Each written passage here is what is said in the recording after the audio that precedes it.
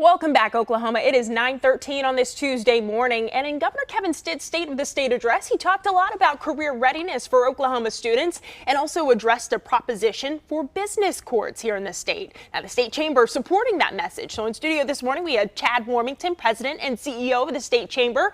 Thank you so much for being here with us. You bet. Happy to be here. All right. So overall, what was your impression of the State of the State address yesterday? Yeah, it was a very good pro-business message for business leaders around the state. I think the governor came out very strong.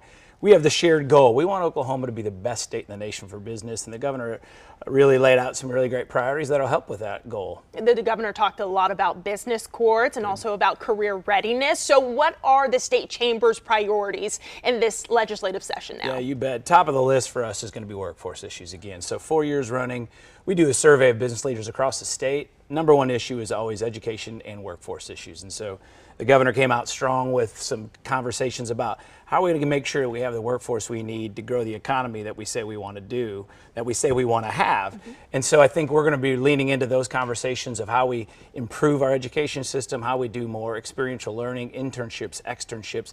How do we get kids career exposure so that they know they want to be the next KOCO anchor, or they know they want to be the next welder or plumber or any of those things that they can go do. We can help them get on that path, but giving a kid a vision of what that looks like is really important early on in their careers. Absolutely, well said. So let's talk about business courts now. I remember Governor Stitt, he had put together some task forces to look more into business courts and how they would work if we were to bring them here to Oklahoma.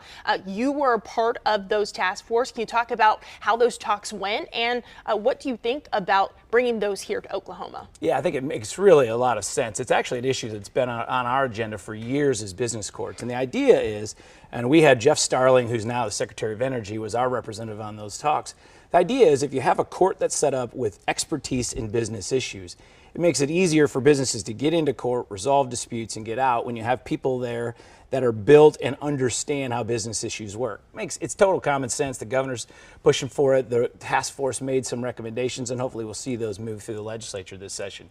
Really common sense approach that would be good for business. Compared to other states that have business courts, how has that helped bring in business to those states? And do you think that the same would happen if Oklahoma were to implement it here? Absolutely. I think what businesses want is they want as free from distractions as they can get, right? And if they know that in Oklahoma, if there's a legal dispute, there's a business court where they can go get their issues settled by people who understand their issues, who have expertise on financial or banking or regulatory matters. That's going to be a draw for a business to locate here in terms of knowing that their disputes are going to be settled in a really smart and efficient way. All right, and we do have to talk about tax cuts here. The governor has been pushing for cuts to the state income tax. Can you talk about just what your message is to lawmakers as we go into this session? Because last year that was a hot topic. It was. It always is.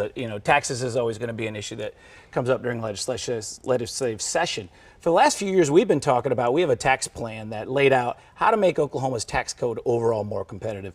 We're not as focused on the personal income tax as the governor is. That's a big component of it. It's the largest source of revenue for the state. But what we'd like to see is the overall tax code be competitive. So keep sales taxes low and moderate, keep property taxes low and moderate, and then keep personal income tax low and moderate. And I think the governor's got a plan. He calls it he wants a half and a path to elimination of the income tax. We're not that, on board with that complete plan yet, because there are services and there's things that government needs to fund that are important. So the workforce conversation, we need to have revenue to be able to do that. But overall, we'd like to see our code as competitive as possible. We're moving there. Since we released our plan, we were 39th. We're up to 21st in terms of overall tax competitiveness. That's really important. That's how Oklahoma competes on a regional and a national level, by being competitive. And last question here, how will the state chamber continue to further the goals of Governor Stitt after listening to that State of the State address yesterday? Yeah, I think for us, it's great that it matched our legislative agenda pretty well. Again, workforce, legal reform, taxes are all at the top of our list. We're going to be working hard to get our issues done, and we welcome the governor's support in those. And we're looking forward to a really productive session. We got great legislative leaders, a whole new crop. It's going to be a good year, I think, at the legislature. All right, Chad Warmington, thank you so much for coming in and giving us this insight from the state chamber. We hope to see you again here soon. Great, thanks. All right.